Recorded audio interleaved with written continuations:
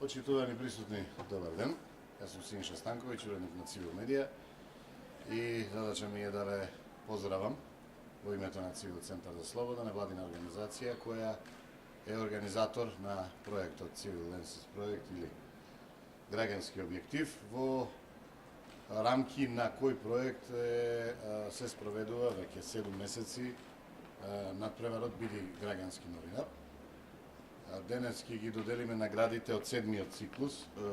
од јулскиот фактички циклус на надпреварот Биди граѓански новинар, на кој учествуваат граѓански новинари од целата држава, кои ни испраќаат своји трудови,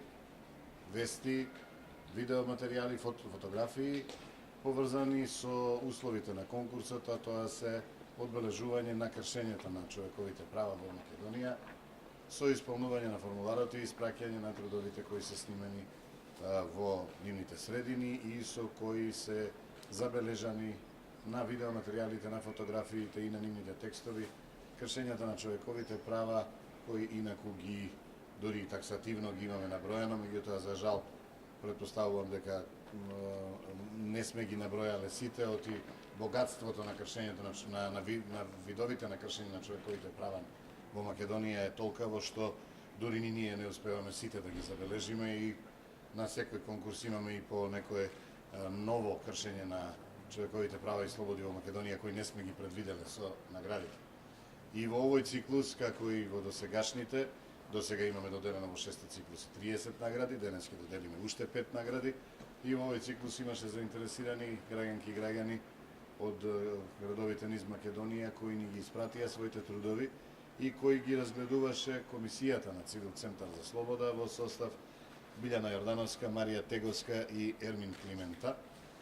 кои доделија, велам, 5 награди, по една прва, втора и трета и 2/4 награди. Она што особено треба да се одбележи дека според настаните во Македонија и според она што се случува во овие 7 месеци откако трае проектот, во секој циклус се наградувани трудови кои се различни од претходниот циклус. Во еден период, еден од циклусите, најголемиот дел од испратени материјали на конкурсот беа поврзани со шарената револуција, например.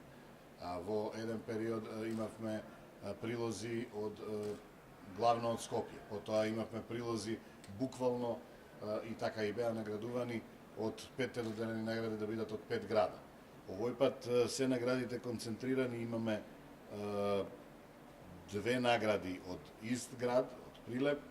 имаме една награда од Скопје, една награда од Крушево и една награда од Штип. Тоа покажува, за жал, дека кршењето на човекови права е рамноверно распоредено на целата територија на Македонија, дека